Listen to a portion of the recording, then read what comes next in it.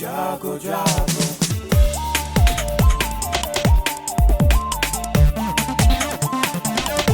Radio जागो जागो radio जागो 90.4 एफएम। हर बच्चे का अपना सपना होता है कि वो अपना अध्ययन करने के बाद, शिक्षा ग्रहण करने के बाद उसको सरकारी नौकरी हासिल हो।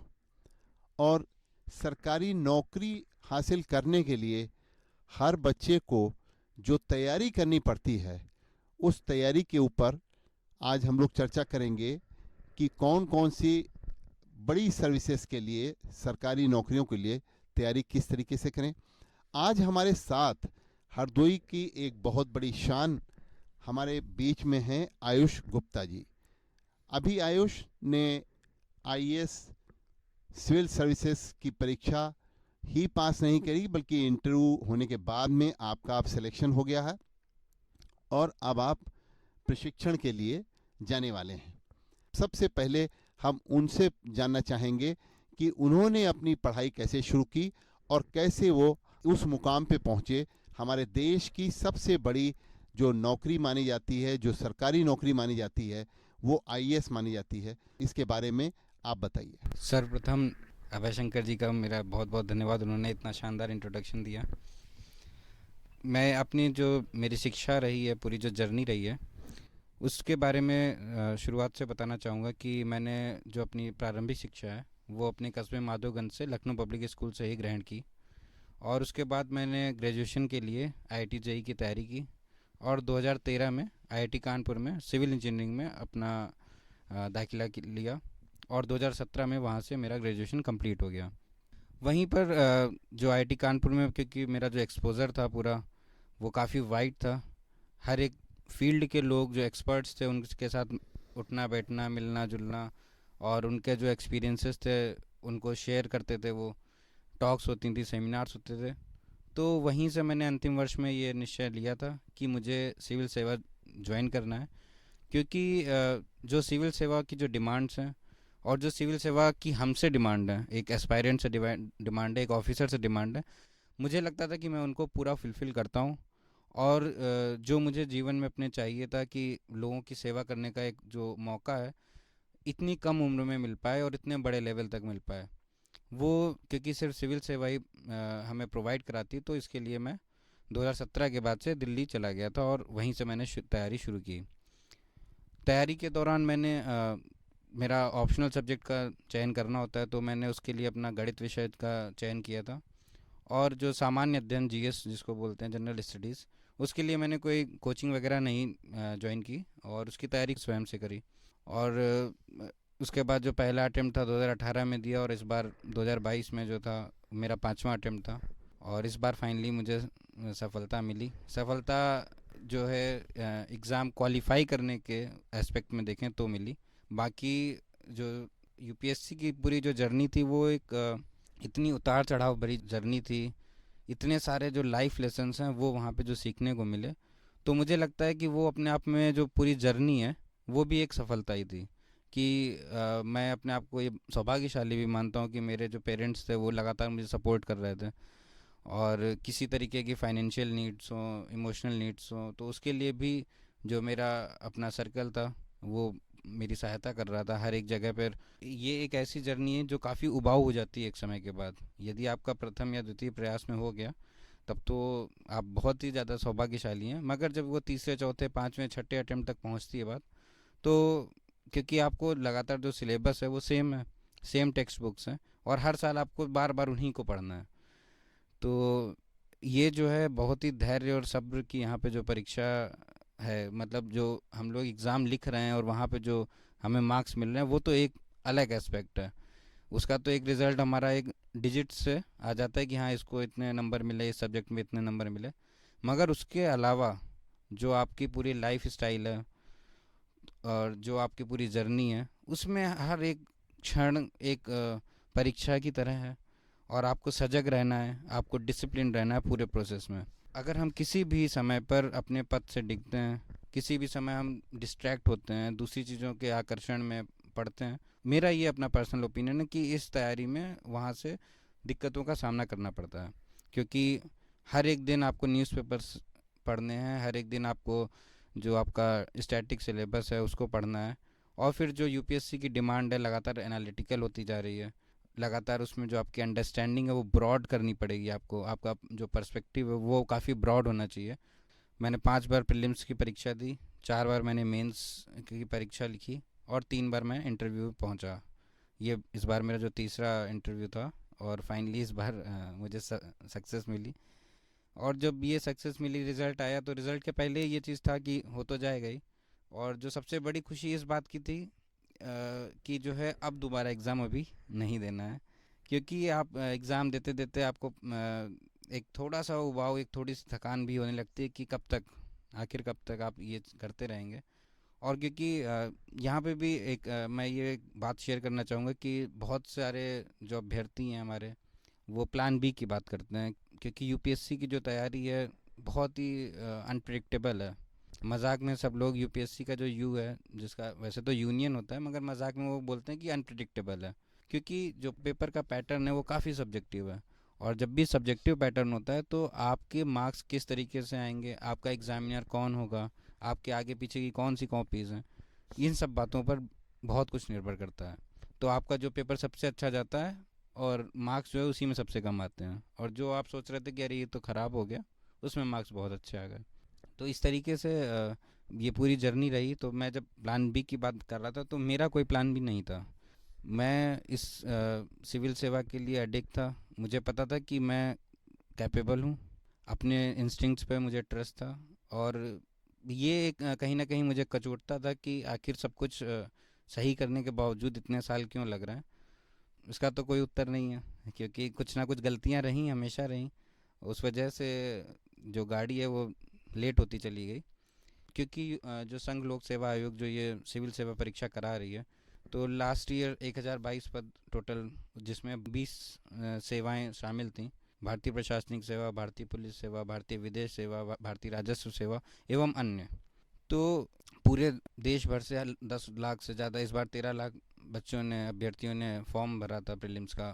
7-8 लाख लोगों ने प्रीलिम्स दिया भी होगा, मगर अंत में सफल होने वाले जो अभ्यर्थी होंगे वो सिर्फ 1000 के अराउंड ही होंगे। बाकी शेष जितने भी हैं उन्हें या तो दोबारा शामिल होना होगा या फिर किसी दूसरे ऑप्शन की तलाश करनी होगी, आज नहीं तो कल। तो मैं यही कहना चाहूँगा कि जो अभ्यर्थी हमारे तमाम तरीके के बैकग्राउंड से हैं, कोई रिच बैकग्राउंड से है, किसी की फैमिली एबल है, और बहुत सारे जो हमारे अभ्यर्थी हैं वो मीडियम या लो इनकम परिवार से आते हैं, तो उनके लिए जो रिसोर्सेज हैं वो बहुत ही सीमित हैं। आप दिल्ली जाते हैं, प्रयागराज जाते हैं, लखनऊ जाते हैं, कहीं भी आप तैयारी के लिए जब जाते हैं तो आपके तमाम सारे खर्चे हैं, आपके रहने खाने और पढ़ाई कोचिंग के लिए जो तमाम खर्चे हैं, टेस्ट सीरीज़ है, फिर उसके अलावा कुछ और खर्चे भी हो जाते हैं। तो उनके पास इतनी सामर्थ्य नहीं होती है। तो कहीं ना कहीं प्लान बी की तलाश करना मुझे लगता है कि सही है। हालांकि मैंने नहीं किया, लेकिन मैं उन सारे अभ्यर्थियों के बारे में बात कर रहा हूँ, मोस्ट ऑफ देम की, कि क्योंकि उनका जो बैकग्राउंड है वो थोड़ा कठिन पड़ता है। तो साथ साथ करनी चाहिए। आप एक टीचर के तौर पर नौकरी करते हुए कर सकते हैं, आप किसी दूसरी सरकारी सेवा में तैयारी करके कर सकते हैं, या फिर अपना एंटरप्रेन्योरशिप कर सकते हैं, व्यवसाय कर सकते हैं, कोई भी एक ऐसा आय का साधन जुटा सकते हैं जिससे आपको जो तैयारी है, क्योंकि कितने साल लग रहे हैं और होगा कि नहीं होगा, जब इतनी सारी अनप्रेडिक्टेबिलिटी हैं, तो आप जो अपने यूथ है 20 से 30 के बीच की जो उम्र है, ये एक प्रोडक्टिव टाइम होना चाहिए था, और ये हो नहीं पाता है। तो ये थोड़ा सा दुर्भाग्यशाली भी है। तो मैं सभी अभ्यर्थियों से यही कहना चाहूँगा कि कहीं ना कहीं आप अपना एक दूसरा इंटरेस्ट भी डेवलप कीजिए, कहीं ना कहीं दूसरा आप एग्ज़ाम की भी तैयारी साथ में करते चलिए। देखिए, बहुत अच्छी बात आयुष ने बताई कि अपना ध्येय सामने रखिए। और आपने जैसे बताया कि अर्जुन का ध्येय जिस तरीके से सामने रहता था, ऐसे ही आपने ध्येय सामने रखा, हिम्मत कभी नहीं हारी। 5 बार आप आईएएस में क्वालिफाई हुए प्रीलिम्स, 3 बार आपने इंटरव्यू दिया, और 5वीं बार में आपका फाइनली सिलेक्शन हुआ। तो इसलिए हिम्मत किसी भी परीक्षार्थी को कभी नहीं हारनी चाहिए। अगर हिम्मत हार गए तो फिर वहीं से आपकी गाड़ी बैक टर्न ले लेती है। तो आज आयुष जी ने ये आपको बताया। ये बताइए आयुष कि आपका मीडियम क्या, हिंदी रहा या इंग्लिश रहा? मेरा मीडियम जो था वो इंग्लिश मीडियम था, क्योंकि मैं इंग्लिश के साथ कंफर्टेबल था। मगर मेरी जो साक्षात्कार जो पर्सनालिटी टेस्ट का मीडियम था वो हिंदी था। मैंने पहला इंटरव्यू इंग्लिश में दिया था, मगर बाद के दोनों हिंदी में दिए थे। और मैं एक चीज़ और यहाँ से मुझे याद आया कि कंपटीशन के बारे में मैं ये जोड़ना चाहता हूँ कि जब भी हम किसी भी कंपटीशन की तैयारी करते हैं, चाहे वो जेई की हो, एसएससी की हो, यूपीएससी की हो, बैंकिंग की हो, पीओ की हो, या तमाम अन्य जो हैं, उसमें सबसे महत्वपूर्ण बात यह है कि आपको ये समझना है कि जो आपका कंपटीशन है वो आपका किसी दूसरे कैंडिडेट के साथ नहीं है, वो आपका आपसे ही है। आपने अगर आज जो मेहनत की, आपने अगर 4 घंटे पढ़ाई की, तो आपका कंपटीशन जो अंदर से आना चाहिए वो ये कि अगले दिन हम कुछ समय इसमें बढ़ोतरी करें। अगर आप जो है 200 के किसी पेपर में 50 नंबर ला रहे हैं या 150 भी ला रहे हैं, तो कोशिश ये होनी चाहिए कि अगली बार हम इससे बेहतर करें। आप दूसरों को मत देखें, क्योंकि ये बात समझनी बहुत ज़रूरी है कि जो भी कैंडिडेट्स आपके साथ कंपटीशन में हैं, उनके बैकग्राउंड्स, उनकी परवरिश, उनका पालन पोषण, उनकी शिक्षा, उनके रिसोर्सेस, सब कुछ आपसे अलग है। उनकी सोच, उन्होंने क्या पढ़ाई की, वो भी आपसे अलग है। और ऐसे में जब 2 कैंडिडेट्स इतने डिफरेंट डाइवर्स बैकग्राउंड से आ रहे हैं, तो उनको एक तराजू में तौलना, देखिए एग्ज़ाम तो आपको कर ही रहा है, लेकिन आप अगर खुद उस प्रोसेस के दौरान आप दूसरे से मिलाने लग जाएंगे, दूसरे से कॉम्पीट करने लग जाएंगे, ये सोचने लग जाएंगे कि अरे वो तो ऐसा कर रहा है, उसके तो इतने नंबर आए, तो फिर ये आपको एक नकारात्मकता आएगी और आप पीछे भागेंगे। होना ये चाहिए कि आपकी जो अप्रोच है वो सकारात्मक रहनी चाहिए। आप ये कोशिश कीजिए कि हमने जो भी तैयारी की उसमें हम हर एक दिन कुछ ना कुछ अपना इम्प्रूवमेंट करते रहें। तो जो उत्तरोत्तर एक दिशा में बढ़ने की बात है वो हमेशा अप्लाई करनी चाहिए, और ये बात अप्लाई करने में आपकी मेंटल जो टफनेस है वो टेस्ट होगी। ये कहना बहुत आसान है कि हाँ मैं अपने आप से करूँगा, अपने से ही रोज़ हर एक दिन सुधार करने की कोशिश करूँगा, इम्प्रूव करने की कोशिश करूँगा, मगर एक्चुअली में जब हम जो है उस जगह जाते हैं तो एक वो चक्रव्यूह की तरह रहता है और आप उसमें फंस जाते हैं, उलझ जाते हैं, और हर एक दिन आप हर एक किसी नए अभ्यर्थी से कंपटीशन या तुलना, अपना कंपैरिजन करने लग जाते हैं। ये सही नहीं है। आप अपने आप पे भरोसा रखिए, अपने ऊपर ट्रस्ट कीजिए। आप तैयारी करने आए हैं, आपके पेरेंट्स ने आपको भेजा है, आपके जो प्रिय जन हैं, परिवार के हों या रिश्तेदार हों या आपके मित्र लोग हों, उन्होंने आपको बहुत उम्मीदों से भेजा है। आप उन्हें याद कीजिए और उनको याद करके आप जो तैयारी कर रहे हैं उसको आप बेटर कीजिए, रादर कि आप जो है किसी अननोन व्यक्ति से, कि वो आपको मिल गया था, उसने कहा कि अरे मेरे तो 75 हैं, तुम्हारे तो 65 ही हैं।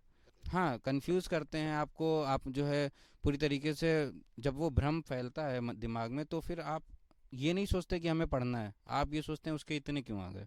और जब ये चीज़ें होने लगती हैं तो आप फिर पूरी 180 डिग्री दूसरी तरफ चलने लग जाते हैं। तो ये बहुत ही ज़रूरी है कि आप अपने लक्ष्य को याद रखिए, अपने आप को, जो आपका परिवार है उसको याद रखिए, अपने उनका जो सपोर्ट है आपको, उनका जो ट्रस्ट है आपके ऊपर, उसको टूटने मत दीजिए और निरंतर पढ़ते रहिए। रेडियो जागो 90.4 एफएम के श्रोताओं को आयुष ने संदेश ये दिया है कि अपने में सकारात्मकता रखें और अपने ऊपर विश्वास रखें। दूसरे से प्रतिस्पर्धा में आप अपने को भ्रम की स्थिति में मत डालें। अपने ऊपर विश्वास रखें, अपने लक्ष्य को सामने रख करके और अपने इष्ट को सामने रख करके। चाहे आपके माता पिता ही आपके इष्ट हैं, आपके भगवान भी आपके इष्ट हैं, आपके शुभचिंतक भी आपके इष्ट हैं, उनको इष्ट को सामने रख करके अगर आप रखेंगे तो आपको सफलता जीवन में जरूर मिलेगी। इस परिचर्चा में हमारे साथ शामिल हैं हरदोई के गवर्नमेंट डिग्री कॉलेज के कुछ बच्चे। हम इनका परिचय देना चाहते हैं। यहाँ पूजा मोहन यादव जी हैं, ये बीएड कर रही हैं, और धीरज कुमार शर्मा हैं, ये भी बीएड कर रहे हैं, और लकी रस्तोगी जी हैं, ये भी बीएड कर रहे हैं, हेमंत कुमार जी हैं, ये भी बीएड कर रहे हैं, और अमित यादव जी। तो ये सभी बच्चे आज गवर्नमेंट डिग्री कॉलेज के हैं और ये सब बीएड कर रहे हैं, और इनका भी जीवन का उद्देश्य सरकारी नौकरी प्राप्त करना है। इनमें से कुछ ने तो सबसे बड़ी जो हमारे सरकारी नौकरी में पद या नौकरी कहलाती है वो आईएएस की, उसको भी अपना लक्ष्य बना रखा है। पूजा ने आईपीएस बनने का भी लक्ष्य बना रखा है अपना। तो अब हम इन सब बच्चों से अलग अलग एक एक बार उनको जिज्ञासा जो उनके अंदर है वो आप अपने जिज्ञासा के प्रश्न आयुष गुप्ता जी से पूछिए। आयुष जी आपको गाइड करेंगे और आपको काउंसिल करेंगे। सर मेरा नाम अमित यादव है, मैं जीडीसी से बीएड कर रहा हूँ, फर्स्ट ईयर है। मैं प्रशासन अधिकारी का मतलब तैयारी कर रहा हूँ इस समय पीसीएस का। मैं प्रीलिम्स भी दिया हूँ, इस बार क्वालिफाई भी हुआ हूँ। एग्ज़ाम पीरियड में मैं अपने आप को मैनेज नहीं कर पाता सर, कि जैसे ज़्यादा ओवर कॉन्फिडेंस हो जाता है, जैसे लगता है कि मुझे सब कुछ आ रहा है। सर एग्ज़ाम टाइम में जब मैं बैठता हूँ तो सब भूल जाता हूँ। 15-20 मिनट में ये लगता है कि मुझे कि अब मैं कर नहीं पाऊँगा, फिर किसी तरह अपने आप को मैनेज करके करता हूँ। सर इसके बारे में मुझे कुछ बताइए आप। सबसे पहले अमित जी आपको बधाई कि आपने प्रीलिम्स क्वालिफाई किया यूपी पीसीएस का, और बहुत बहुत बेस्ट विशेष कि जब आप मेंस लिखें। देखिए जो आप बात कर रहे हैं तो बड़ी ही उसमें द्वंद्व है। आप कह रहे हैं कि आप ओवर कॉन्फिडेंस है कि सब कुछ आता है, और जब आप एग्ज़ाम देने पहुंच रहे हैं तो फिर ये लगता है कि भूल गए हैं चीज़ें। तो सीधी सी बात ये है, जो मुझे जहाँ तक समझ आ रहा है कि क्योंकि आपके द्वारा जो प्रयास आप कर रहे हैं वो शायद पूरा नहीं रहा, इसीलिए जो आप ओवर कॉन्फिडेंस की बात कर रहे हैं, क्योंकि आप प्रयास करना नहीं चाह रहे थे शायद पहले उतना जितना आप रिक्वायरमेंट है, जितना आप समझते हैं कि आपको ज़रूरत है। जब वो होता नहीं है तो जब आप एग्ज़ाम हॉल में पहुँचे तो वो जो मान लीजिए आपने 5 घंटे पढ़ा, आपको 6 पढ़ने थे, जो 1 घंटा आपने मिस किया वो कहीं ना कहीं आपको गिल्ट के तौर पर उस समय याद आता है जब आप एग्ज़ाम हॉल में पहुँचते हैं। और वो जो 1 घंटे की नकारात्मकता है वो आपकी जो 5 घंटे की सकारात्मकता है उसके ऊपर हावी हो जाती है। तो ऐसा ना सोचें, ओवर कॉन्फिडेंट मत रहें। देखिए कॉन्फिडेंस और ओवर कॉन्फिडेंस के बीच में बहुत फाइन लाइन है। कॉन्फिडेंस में ये होता है कि आप हम्बल बने रहते हैं, ओवर कॉन्फिडेंस में आप एरोगेंट हो जाते हैं। जो आपने समझा कि ये मैं भी देखिए मैंने जेई की भी पहले तैयारी की थी, फिर इसकी तैयारी की और इतने अटैम्प्ट दिए, तो ये मेरे साथ भी था। जब मैंने पहला प्रीलिम्स एग्ज़ाम अपना लिखा 2018 में जी, तो मैं बहुत ओवर कॉन्फिडेंट था, क्योंकि ऑब्जेक्टिव टाइप का पेपर था। जेई में हम लोग ये कर चुके थे और लगता था कि आईआईटी से आए हुए हैं तो क्यों नहीं हो पाएगा, मगर नहीं हुआ। और जब वो नहीं हुआ तो फिर मैं टूटा, अंदर से बहुत टूट गया था। हालांकि बाद में मैं ट्रैक पे आ गया, मगर मैं यही मानता हूँ कि जो आपने बोला कि ईस्ट की बात है, कि जो भी हमारे आध्यात्मिक शक्ति है वो कहीं ना कहीं काम कर रही थी साथ में, तो मैं ट्रैक पे वापस आ गया। बहुत से जो मेरे मित्र थे वो वापस नहीं आ पाए। जैसे सर मैं पूछना चाह रहा हूँ, आप अभी बताएं हमसे कि सर आप यूपीएससी की तैयारी कर रहे हैं, उसके साथ साथ किसी और चीज़ की भी तैयारी करें। सर जैसे अभी इस टाइम मैं पीसीएस का प्रीलिम्स दिया हूँ, तो अब बीएड कर रहा है सर, इस समय उसमें उलझ गया हूँ बीएड में, तो उसकी तैयारी नहीं हो पा रही है। तो सर ये कैसा क्या करना चाहिए हमको? देखिए ये तो टाइम मैनेज आपको ही करना है सर, समय नहीं मिल पाता ना सर। देखिए समय नहीं मिल पाएगा तो मैं तो 24 घंटे से आपको 4 घंटे अपने तो दूंगा नहीं। Yes yes. आपके 24 आपके ही हैं। ये रही बात कि समय नहीं मिल पा रहा, तो देखिए समय आपको ही निकालना है, और उसके लिए कुछ आपको हार्ड डिसीजंस लेने पड़ेंगे। कि जो भी आप बीएड का जो भी आपका कॉलेज होता है उस 6 घंटे या 8 घंटे का अटेंड करते हैं, तो उसके बाद जो समय है उसमें आप आराम कम कीजिए और थोड़ा पढ़ाई पे देखिए। ये आपको ही मैनेज करना पड़ेगा, ये आपको सोचना पड़ेगा कि जो भी समय हमारा इधर उधर जा रहा है, क्लासेस के बीच में अगर कुछ टाइम मिल रहा है तो आपको थोड़ा थोड़ा उस समय को सदुपयोग करना चाहिए। सर मेरा नाम हेमंत कुमार है सर, मैं जीडीसी हरदोई से बीएड का छात्र हूँ। मेरा एक गोल है सर कि मैं इंडियन फॉरेन सर्विसेज को ज्वाइन करूँ। मैं इसी गोल को लेकर आगे बढ़ रहा था, तो मैंने प्लान बी के तहत मैंने बीएड में एडमिशन ले लिया है सर। उसके साथ सर अभी मेरा न्यू प्रिपरेशन स्टार्ट हुई है, तो मुझे ये जानना है कि सर प्रीलिम्स की तैयारी कहाँ से शुरू करें? सबसे पहले जो एलिजिबिलिटी होती है सिविल सर्विसेज के लिए, यूपीएससी का जो एग्ज़ाम है उसके लिए ये होती है कि आप ग्रेजुएशन कर चुके हों और आपकी उम्र 21 वर्ष से अधिक हो। तो इतना कर लेने के बाद आप एलिजिबल हो जाते हैं फॉर्म भरने के। तो जो प्रीलिम्स एग्ज़ाम 3 स्टेजेस होती हैं, एक प्रीलिम्स होती है, फिर मेंस होता है, और फिर लास्ट में पर्सनालिटी टेस्ट, जिसको हम लोग इंटरव्यू भी कॉमनली बोल देते हैं। तो तीनों स्टेजेस का जो यूपीएससी में पैटर्न है वो बहुत ही डिफरेंट है। प्रीलिम्स में 2 पेपर होते हैं, एक जीएस का पेपर होता है, 100 क्वेश्चंस आते हैं, 200 मार्क का होता है, और दूसरा सीसैट का पेपर होता है जिसमें मैथ्स, रीजनिंग और इंग्लिश कॉम्प्रिहेंशन आते हैं। ये क्वालिफाइंग पेपर होता है, आपको 200 में से सिर्फ 66 नंबर चाहिए होते हैं, और जो पहला पेपर है उसके आधार पर मेरिट बनती है प्रीलिम्स की। उसके बाद आता है मेंस पेपर। मेंस में टोटल 9 पेपर होते हैं, ये सारे के सारे रिटन होते हैं और इसमें सारे जो 9 पेपर हैं वो 250 नंबर के। पहला पेपर एसए का है, फिर 4 जीएस के पेपर्स होते हैं। तो शुक्रवार को सुबह एसए पेपर होता है, शनिवार को जीएस 1 जीएस 2 9 से 12 और 2 से 5, फिर संडे को जीएस 3 और जीएस 4 9 से 12 2 से 5। उसके बाद 5 दिन का गैप रहता है अभी, और अगले शनिवार को हिंदी और एक इंग्लिश का कंपलसरी पेपर जो क्वालिफाइंग होता है, और उसके अलावा एक शेड्यूल्ड लैंग्वेज। हम लोग क्योंकि हिंदी भाषी क्षेत्र से आते हैं तो हम लोग हिंदी उसको चूज़ करते हैं, जो मलयालम होगा तो वो मलयालम चूज़ करेगा, कन्नड़ चूज़ करेगा, तो वो एक पेपर होता है, वो भी क्वालिफाइंग पेपर होता है। और उसमें सिर्फ शायद 30% या 33% मार्क्स ही लाने होते हैं। और जो संडे है उसमें आपका जो वैकल्पिक विषय है जिसको ऑप्शनल सब्जेक्ट बोलते हैं उसका पेपर होते हैं, वो भी 2 पेपर होते हैं 250 नंबर के। तो जो 250 नंबर के 7 पेपर हुए और 2 पेपर 250 नंबर के जो क्वालिफाइंग थे, तो 7 पेपर 250 नंबर के 1750 हुए। इन 1750 में आपको जो मार्क्स मिले उसके आधार पर मेरिट बनती है मेंस की। और फिर अंतिम स्टेज होती है पर्सनालिटी टेस्ट की। वो जो पर्सनालिटी टेस्ट है वो 275 मार्क्स का होता है और कुल मिला के 2025 मार्क्स हो गए, और उसमें आधार पर जो भी आपको नंबर मिलने हैं उसके आधार पर फाइनल मेरिट बनती है। तो इसमें जो वैकल्पिक विषय का चयन होता है वो बहुत इम्पॉर्टेंट होता है। वहाँ पे ध्यान रखने वाली बात ये होती है कि जो भी आप वैकल्पिक विषय चुनें वो आपके इंटरेस्ट से मैच करता हो, आप उसको पढ़ने में रुचि हो, और जो रिक्वायरमेंट है जो आप उसका सिलेबस यूपीएससी ने डाल रखा है, दे रखा है, आप एक बार उस सिलेबस से कंफर्टेबल हों। क्योंकि ऐसा नहीं है कि सिर्फ एक ही बार देना एग्ज़ाम, तमाम साल लग रहे हैं, तो आपको वो जो सब्जेक्ट है आपको उबाऊ नहीं होना चाहिए आपके लिए किसी भी समय पे। आपको जब भी जैसे जीएस को पढ़ते हुए जब आप बोर हो तो आप उसको उठाएं तो आपको उल्लास हो कि हाँ, जैसे मेरा था वैकल्पिक विषय मेरा मैथमेटिक्स था, तो मुझे मैथ्स हमेशा से पसंद थी। उसमें मैथ्स को मैं बहुत ज़्यादा टाइम देता था। प्रीलिम्स और मेंस के बीच में जो टाइम है, क्योंकि मैथ्स का सबसे बड़ा सिलेबस है, जो अगर ऑप्शनल सब्जेक्ट्स की बात करें तो सारे ऑप्शनल में सबसे बड़ा सिलेबस मैथमेटिक्स का है।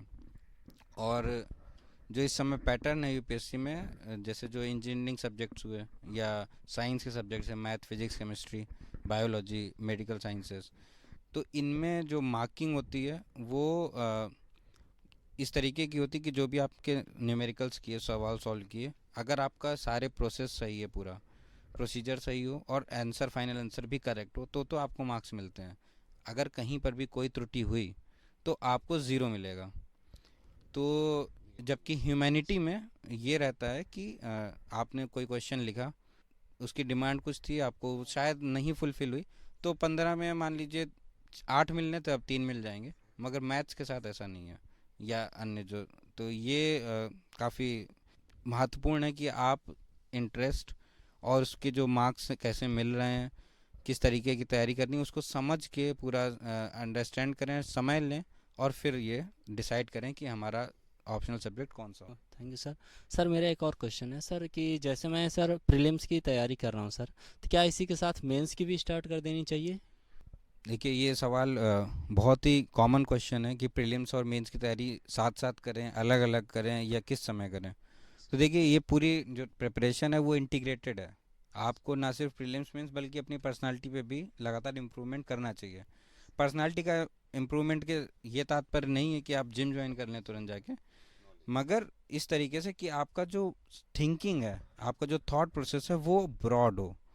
यदि आपको कोई इशू दिया जाए, यदि आपको किसी विषय की बात की जाए, तो आप सिर्फ एक लीनियर अप्रोच के साथ उसको मत सोचें कि हाँ यही होता है। नहीं, तमाम 10-20 डायमेंशन में आप उसको सोच पाएँ, यही आपकी पर्सनालिटी है।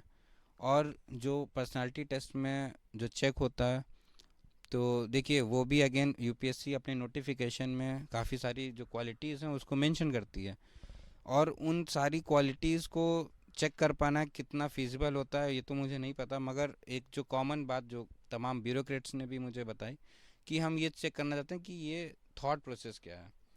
और अगेन वो भी बहुत सब्जेक्टिव है जो इंटरव्यू पर्सनालिटी टेस्ट है। प्रीलिम्स की तैयारी थोड़ी डिफरेंट है, मेंस में आपको राइटिंग प्रैक्टिस ज़्यादा करनी है। तो जो प्रीलिम्स का सिलेबस है जो वो आप जब कवर करते हैं, देन उसके बाद मेंस के लिए, क्योंकि देखिए आपको पहले पता होना चाहिए और पता हो जाएगा, जब फैक्ट पता हो जाएंगे, चीज़ें पता हो जाएंगी, उसके बाद आप उसको एनालिटिकल तरीके से सोच पाएंगे कि आपको हिस्ट्री भी अब पता है, आपको ज्योग्राफी भी पता है, आपको इकोनॉमी भी पता है, तब आप इन तीनों को मिलाकर एक अपना पर्सपेक्टिव बिल्ड कर पाएंगे। तो मेंस के जो क्वेश्चंस होते हैं, आप अगर उसका पेपर उठा के देखेंगे प्रीवियस ईयर, तो उसमें वो कई बार होता है एक दो लाइन दे देते हैं, फिर उसके कंटेक्स्ट में वो तमाम अलग सी बातें पूछते हैं। तो वहाँ पे आपको एनालिसिस करना होता है, उसके प्रोज बताने होते हैं, उसके कॉन्स बताने हैं, उसका क्या फर्दर कॉन्सिक्वेंस होगा वो बताना है, क्या उसकी वजह से तो इमीडिएट या फिर क्या उससे लॉन्ग टर्म कॉन्सिक्वेंसेस होंगे, उनके बारे में बात करनी है। तो वो जो मेंस है वो आपको सोचने पर मजबूर करता है। तो हमें दोनों चीज़ें साथ में करनी चाहिए, मगर क्योंकि पहली स्टेज प्रीलिम्स की है तो उसके लिए तैयारी जो है थोड़ी अच्छी होनी चाहिए। सर मेरा नाम धीरज कुमार शर्मा है, और सर हमारा एक क्वेश्चन है कि इसमें कौन कौन सी बुक स्पेशल पढ़ा जाए जो हमारे मार्क कम आते हैं, बहुत कोशिश करते हैं लेकिन अच्छे कंटेंट भी नहीं मिल सकते हैं। देखिए, जो भी हमारे इस समय श्रोतागण हैं, मैं सभी के लिए ये बताना चाहूँगा कि आज का जो युग है वहाँ पर कंटेंट की कोई कमी नहीं है। समस्या इस समय कंटेंट के बहुतायत की है कि आपको उसमें से सेलेक्ट कौन सा करना है। कंटेंट की कमी कहीं नहीं है। टेलीग्राम पे तमाम टॉपर्स के चैनल्स हैं, यूट्यूब पे तमाम जो है कोचिंग के चैनल्स हैं, टॉपर्स के चैनल्स हैं, जहाँ पर उनकी टॉपर टॉक्स होती हैं, जहाँ पर वो अपनी जो बुक लिस्ट है उसके बारे में पूरा डिटेल बताते हैं। तमाम सारे टॉपर्स के ब्लॉग्स हैं जिसमें वो अपनी जो उनकी स्ट्रेटजी है उसके बारे में पूरा एक एक जो स्टेप है वो उसको पूरा अच्छे से समझाते हैं। ज़रूरत ये है कि हर एक अभ्यर्थी को कि वो उन जगहों को खुद से तलाशे, खुद से 1 2 3 10 20 जितने मन हो उतने ब्लॉग्स पढ़े, उतने जो उनके इंटरव्यूज़ हैं उनको सुने, और उसके आधार पर ये डिसाइड करे कि उसको हिसाब से कौन सी बुक लिस्ट उसको बनानी चाहिए। कंटेंट के बारे में जो मैंने पहले बोला कि क्योंकि बहुतायत है, यहाँ पे आपको सावधानी बरतनी है कि अगेन जो मैंने कंपटीशन के बारे में बोला था कि आपको दूसरों को देखकर कोई भी कंटेंट पिक नहीं करना है। आपको अपने कंटेंट को पिक कर लिया एक बार तो आप उसको मल्टीपल रीडिंग्स करें। एक सब्जेक्ट की 10 बुक पढ़ने के बजाय एक सब्जेक्ट की 2 बुक लीजिए, मगर उसको 10 बार पढ़िए या 5 बार पढ़िए, वो आपको ज़्यादा मदद करेगा। तो कंटेंट की कमी कहीं नहीं है। मैं फिर से ये रिपीट करूँगा कि टेलीग्राम चैनल्स हैं टॉपर्स के, टॉपर्स की टॉक्स हैं यूट्यूब चैनल्स पे, उनके ब्लॉग्स हैं, आप कहीं से भी उसको एक्सेस कर सकते हैं। और जो भी तैयारी कर रहे हैं प्रीलिम्स की, मेंस की, तो उन्होंने टॉपर्स के जो टेलीग्राम चैनल्स हैं उन्होंने अपने जो नोट्स हैं उसको स्कैन करके डाला हुआ है, और चाहे वो रैंक 1 हो चाहे रैंक 10 हो या जो भी है सभी ने डाला हुआ है। तो आप उनके कंटेंट को एक बार गो थ्रू कीजिए और ये डिसाइड कीजिए कि कौन सा कंटेंट से मैं अपने आप को सेटिस्फाई पा रहा हूँ, किस कंटेंट से मैं रिलेट कर पा रहा हूँ, उस कंटेंट की मदद से अपने कंटेंट को और बिल्डअप कीजिए। हेलो सर, मेरा नाम लकी रस्तोगी है। सर मैं जीडीसी में बीएड सेकंड सेमेस्टर का छात्र हूँ। सर मैं आपसे ये जानना चाहता हूँ कि आंसर राइटिंग प्रैक्टिस कैसे करें और उसके लिए क्या तकनीक अपनाएं। अगेन मेंस के लिए आंसर राइटिंग सबसे इम्पोर्टेंट है, और क्योंकि 4 पेपर जीएस के जो हैं तो 1000 मार्क्स से तो यही होगा। तो सभी अभ्यर्थियों के लिए मैं यही कहना चाहूँगा कि आंसर राइटिंग काफ़ी इम्पोर्टेंट है। उसके लिए आप ये कर सकते हैं कि जैसे तमाम सारी वेबसाइट्स हैं, इनसाइट्स ऑन इंडिया है, उस पर सिक्योर इनिशिएटिव चलता है, आयुष बाबा है, दृष्टि है, और भी तमाम सारी हैं। अगर आप हिंदी मीडियम के छात्र हैं तो ये दृष्टि या फिर ध्येय वगैरह इनके हैं, और इंग्लिश मीडियम के लिए इनसाइट्स है, आयुष बाबा है, वाजीराम है, फोरम है, उन सब पे डेली फ्री इनिशिएटिव चल रहे हैं। आप उनकी वेबसाइट्स को जब खोलेंगे तो आप ये देखेंगे कि डेली आंसर राइटिंग करके एक हेडिंग दी हुई होगी, उसमें आप जाएंगे, क्लिक करेंगे तो सिक्योर इनिशिएटिव इनसाइट्स पे रोज़ाना वो 7 से 8 क्वेश्चंस उसमें रखते हैं, और उनकी जो सिनॉप्सिस है यानी उनके जो सॉल्यूशंस हैं, किस तरीके से आपको सोचना है, उस बारे में भी डिटेल में बताते हैं। तो आप उसको वहाँ से शुरू कर सकते हैं। उसके अलावा मैं ये भी सभी के लिए बोलना चाहूँगा कि एसए का पेपर भी 250 नंबर का ही होता है, और इस पेपर को बहुत सारे कैंडिडेट्स लाइटली लेते हैं। जो मेहनत वो जीएस पेपर्स में वो भी 250 नंबर का कर रहे थे, उसके कंपैरिजन में 5% भी एफर्ट अपना एसए में नहीं डालते हैं। पैटर्न चेंज हो चुका है इस बार के। अगर आप मार्क्स देखेंगे तो एसए में जो पहले सभी को एवरेज ऑन एन एवरेज 120 मिल जाया करते थे, अब वो 80-70 पे पहुंच गए हैं, 90 पे पहुंच गए हैं। इस बार मेरे तमाम सारे मित्र भी थे जिनका सिर्फ एसए में ख़राब मार्क्स की वजह से, लो मार्क्स की वजह से किसी का सिलेक्शन रुक गया, किसी की जो सर्विस थी वो आईएएस अपग्रेड नहीं हो पाई, आईपीएस ही रहे। तो आप सभी को ऐसे पे बहुत फोकस करना पड़ेगा। मेरा नाम पूजा यादव है और मैं जीडीसी से बीएड कर रही हूँ। सर अब मुझे ये बताइए अब कि करंट का क्या महत्व होता है, मतलब आंसर राइटिंग करने में? आप जो भी सेवाओं में जाना चाहते हैं वो सारी सेवाएं बहुत डायनेमिक हैं। वो सेवाएं इस तरीके से नहीं है कि आपने कोई एक चीज़ आई उसका एक ही जवाब है और ख़त्म। वो आपके तमाम सारे पर्सपेक्टिव, तमाम सारे स्टेक होल्डर्स को ध्यान में रख के करनी है, और उन स्टेक होल्डर्स के क्या इंटरेस्ट हैं, क्या समस्याएं आने वाली हैं, क्या इश्यूज़ हो सकते हैं, वो सारा समझने के लिए आपके जो करंट अफेयर्स हैं, यानी कि जो भी न्यूज़ चल रही है हमारे आसपास में, आपके देश में, विदेश में, आपके गृह राज्य में, आपके ज़िले में भी, तो उसको समझने की ज़रूरत है कि ये हुआ तो ये क्यों हुआ। हर एक, देखिए, कोई भी इवेंट हो रहा है, कोई भी एक्सीडेंट इंसिडेंट हो रहा है, तो उसके पीछे तमाम सारे रीजंस हैं और उसके तमाम सारे आफ्टर इफ़ेक्ट्स हैं। आपको पास्ट और फ्यूचर दोनों को इस प्रेजेंट में समझना है। तो इसलिए करंट अफेयर्स को डेली रीड करना और उनको समझना बहुत ही ज़्यादा ज़रूरी है। और सर मुझे ये बताइए कि आंसर राइटिंग में जो वो हिंदी और इंग्लिश मीडियम का ज़्यादा देखने को मिलता है, इसके बारे में कुछ कहेंगे आप? देखिए, मीडियम चाहे हिंदी हो या इंग्लिश हो, देखिए वहाँ पर आपको एक्सप्रेस करना है। हम लोग जैसे उत्तर प्रदेश से आ रहे हैं, तो मोस्ट ऑफ द जो जनता है वो हिंदी माध्यम में कंफर्टेबल है इंग्लिश मीडियम के कंपैरिजन में, क्योंकि उनकी पढ़ाई भी इंग्लिश मीडियम में नहीं हुई थी। तो मीडियम का कोई बात नहीं, माध्यम का कोई बात नहीं है। अभी जो एक समस्या 3 से 4 साल पहले तक तो ये रहती थी कि हिंदी माध्यम में जो कंटेंट है उसकी थोड़ी कमी लोगों को महसूस होती थी। तमाम सारी जो कोचिंग्स थी जो इंग्लिश मीडियम में ही थी सिर्फ, आज वो हिंदी माध्यम में आ गई हैं। उनका कंटेंट जो है वो हिंदी माध्यम में ट्रांसलेट होके आ रहा है। उन कंटेंट को एक बार आप जो है कोशिश करें, रिसोर्सेज को टेलीग्राम के थ्रू या यूट्यूब के थ्रू या अन्य जो साधन हैं उनके थ्रू आप कोशिश करें तो आपको ज़रूर मिलेंगे। आपको अल्टीमेटली लिखना टेस्ट है, चाहे वो मेंस का पेपर हो या प्रीलिम्स का पेपर हो। प्रीलिम्स में मॉक टेस्ट होते हैं, तो मैं जैसे मॉक टेस्ट जो प्रीलिम्स के लिए होता था तो मैं विज़न के पेपर्स देता था। मैंने इनसाइट्स की टेस्ट सीरीज़ भी दी है। और सबसे ज़्यादा जो इम्पॉर्टेंट है वो प्रीवियस ईयर क्वेश्चंस हैं जो यूपीएससी के, क्योंकि देखिए जो कोचिंग्स हैं जो पेपर बना रही हैं वो 5 से 10 लोग मिलकर एक कमरे में बना रहे हैं, लेकिन जो यूपीएससी पेपर फॉर्म कर रही है वो हर एक विद्यार्थी को ध्यान में रखते हुए पूरे ऑल पैन इंडिया, और वो किस तरीके से क्वेश्चन फ्रेम कर रही है, वो किन चीज़ों को जानना चाहती है, वो जो पता चलेगा वो आपको प्रीवियस ईयर क्वेश्चन से ही पता चलेगा। सिमिलरली मेंस में भी जो कोचिंग्स के पेपर हैं उनका जो लेवल है और जो यूपीएससी का लेवल है वो हमेशा मैच नहीं करता है। यूपीएससी थोड़ा डिफरेंट तरीके के क्वेश्चंस पूछती है, थोड़े ज़्यादा जनरल क्वेश्चंस पूछती है।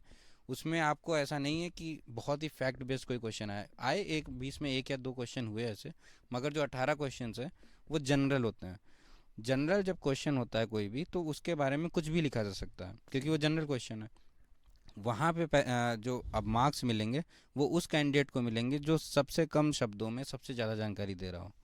तमाम रिपोर्ट्स, तमाम बुक्स के नाम, तमाम जो फैक्ट्स हैं, स्टैटिस्टिक्स है, उन सब चीज़ों को जो मेंशन कर रहा है, जो प्रेजेंटेशन अच्छा कर रहा है, जो डायग्राम्स, फ्लो चार्ट्स, उन पे ध्यान दे रहा है, तो निश्चित तौर पर जो दूसरे की कॉपी है उससे आपकी कॉपी बेहतर नज़र आएगी, तो आपको ज़्यादा मार्क्स मिलेंगे।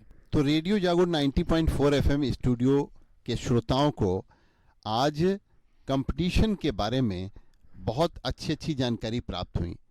आपको वो प्राथमिकताएं आज बताई गईं, और आपको बताई किसने महत्वपूर्ण है, बताई हरदोई के माधवगंज के आयुष गुप्ता जी, जिन्होंने कानपुर से आईआईटी किया और उसके बाद में उन्होंने ध्येय बनाया कि हम यूनियन पब्लिक सर्विस कमीशन के जरिए आईएएस का एग्ज़ाम जो है वो क्वालिफाई करेंगे। और उनको आईएएस की नौकरी मिलने के बाद जो उनके अपने अनुभव हैं और तैयारी करने के बारे में, कैसे आपको पेपर्स का अपना चयन करें, ये सारी आपको विस्तृत जानकारी श्रोताओं को दी गई। और हमारे साथ आज स्टूडियो में गवर्नमेंट डिग्री कॉलेज के वो बच्चे भी मौजूद हैं जिन्होंने अपने जीवन में सरकारी नौकरी प्राप्त करने का ध्येय भी बना रखा है। और सरकारी नौकरी में भी इसमें से कुछ बच्चे आईएएस करना चाहते हैं, कुछ आईपीएस करना चाहते हैं, और एक तो हमारे साथ में वो भी हमारे छात्र हैं जिन्होंने पीसीएस का प्रिलिमिनरी क्वालिफाई कर चुके हैं। प्रीलिम क्वालिफाई करने वाले भी यहाँ पर हैं। अब उनको मेन की तैयारी कैसे करें, इस बारे में भी आज बहुत विस्तृत जानकारी आयुष गुप्ता जी ने दी। मैं एक दो बातें और ऐड करना चाहूँगा, क्योंकि आपने मुझे ये एक अच्छा मंच दिया हुआ है कि कोई भी तैयारी आप कर रहे हैं, कुछ भी आप कर रहे हैं, आप तैयारी नहीं भी कर रहे हैं, आप सामान्य जीवन भी जी रहे हैं, तो कुछ बातें हैं जैसे जो हमारे आदर्श हैं, चाहे वो महात्मा गांधी जी ने जो बोला सिंपल लिविंग हाई थिंकिंग का, तो उन सब चीज़ों को ध्यान रखना चाहिए।